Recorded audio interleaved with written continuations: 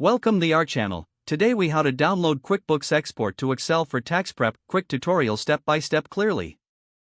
Open QuickBooks on your computer. Navigate to the report you want to export.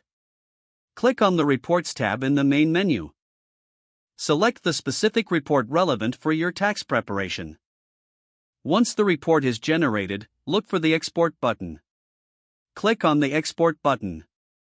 From the drop-down menu, choose Export to Excel. A prompt will appear asking where to save the file. Select your desired location on your computer. Enter a name for your Excel file. Click Save to download the report. Open Microsoft Excel. Locate the Excel file you just downloaded. Double-click on the file to open it.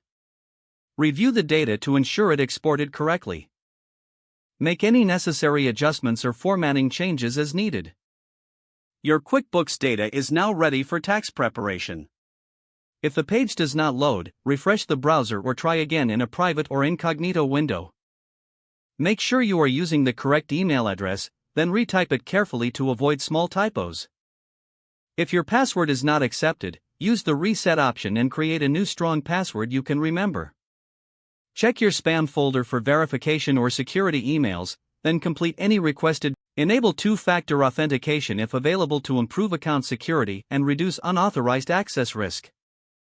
After signing in, review your profile details so your contact information and settings are accurate and current.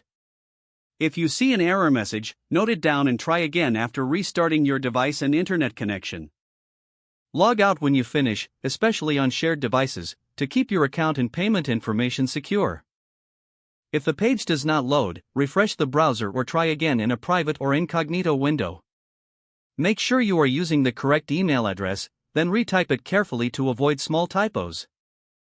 If your password is not accepted, use the reset option and create a new strong password you can remember. Check your spam folder for verification or security emails, then complete any requested confirmation steps.